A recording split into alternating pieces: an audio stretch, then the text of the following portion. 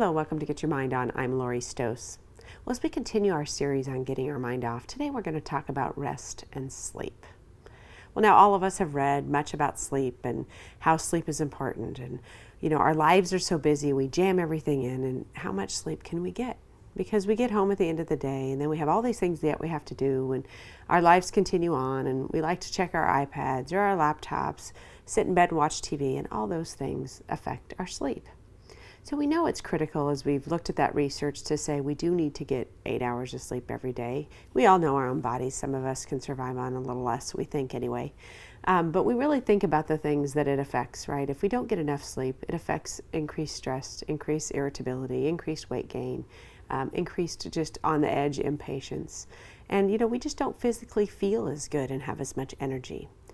So I'm not going to go through all of the whole sleep pieces, as there's many out there, and we know that what we need to do is kind of wind down before the end of the night, because it's not only getting to sleep, it's staying asleep and having a good night's rest. Some of us have minds that go wild in the middle of the night and wake up and we can't get back to sleep at 3 a.m. because we're thinking about all the things that we need to do. And sometimes we just need to write them down and hopefully go back to sleep. So really, sleep is critical, important, and some of us don't have great night's sleep. And so really it's stopping to think about what that is. But even if we look at the sleep, we have to also think about what's rest. Because some of us may get a good night's sleep and also need rest during the day, but we may not. And if we aren't getting a good night's sleep, we definitely need to get some type of rest during the day. So let's talk about that concept of rest. Rest in other countries has been something that's always been accepted. Some, have always taken naps in the middle of the day. Many even just take time for meditation or prayer during the middle of the day. But the United States, we've kind of been one of those countries that we keep rushing around, hopefully being able to cram everything into our day and get it done.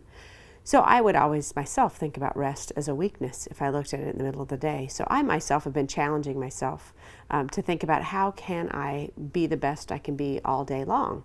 And I know some of you others have talked about that too, is how do I sustain my energy and how do I sustain my calm and peacefulness state as a leader or an individual throughout the day, not getting irritable as the day continues because we start getting tired.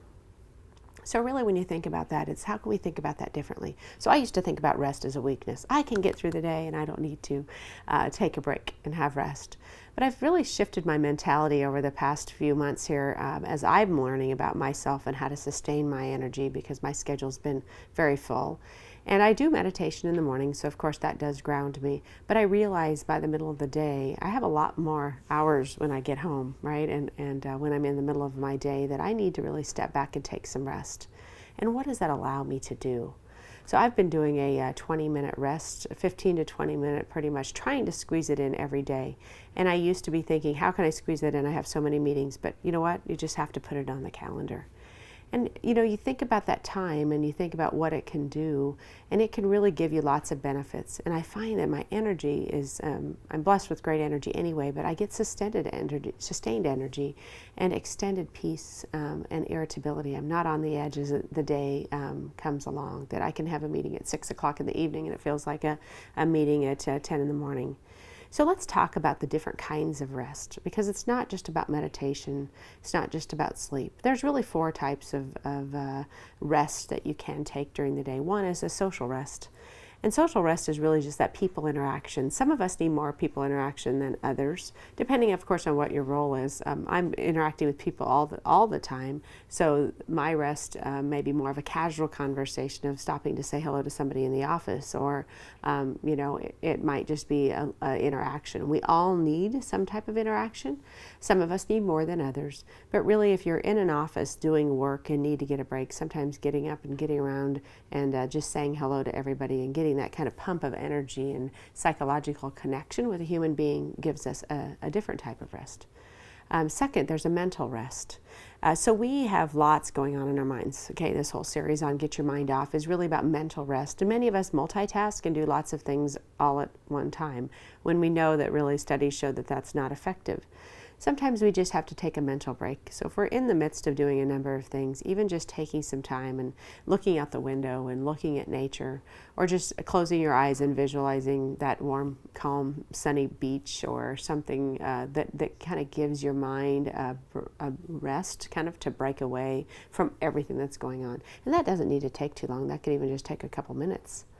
Then there's also physical rest, which could be actually taking a nap, right? It could actually be closing your eyes and getting a 15 to 20 minutes is good, 30 minutes at the max. And there's been studies showing that a 30-minute nap will decrease heart attacks over time for 37%, and a 28-minute nap really gives you about 32% higher productivity. So there is that rest, right? There's that needing to really sit back and actually take a physical nap to actually give you more energy. Then also there's the spiritual rest, and that's kind of where I was talking a little bit more about that meditation, just being calm, shutting off our minds, and getting into a different state for a while. And I think that in itself gets our minds and our bodies relaxed. It shuts our minds off so we can remove the clutter.